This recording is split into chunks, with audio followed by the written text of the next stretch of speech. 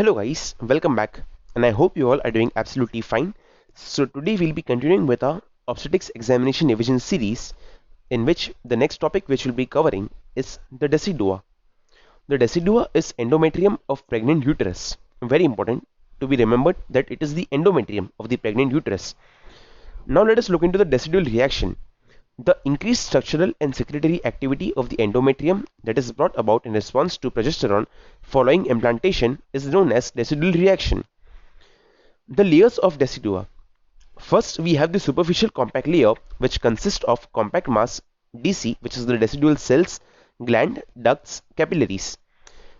Intermediate spongy layer contains dilated uterine glands, decidual cells, blood vessels.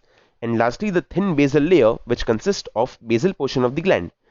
After interstitial implantation of the blastocysts into the compact layer of decidua, the different portions are portion decidua basalis or serotina, the portion of decidua in contact with the base of blastocyst, decidua capsularis reflexa, thin superficial compact layer covering the blastocyst, and the decidua vera paritalis, which is rest of the decidua lining the uterine cavity.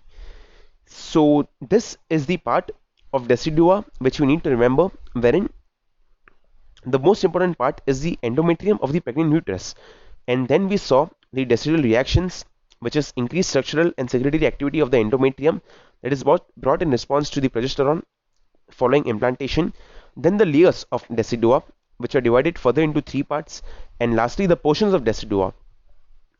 So let us see some important two markers here which we can cover. Ovulation is the process whereby a secondary oocyte is released from the ovary following rupture of a mature Graafian follicle and becomes available for conception. Fertilization is the process of fusion of the spermatozoon with the mature ovum. So I guess this was it for this video of the decidua. Could be either asked for 5 markers in your paper, and it's a very short answer, very easy to remember.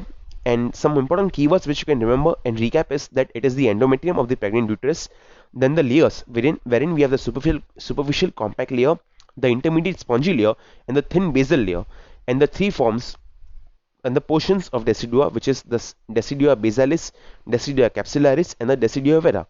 So with this we end this video and see you all in the next one. And if you like this video, please do give it a like, share and subscribe with your friends.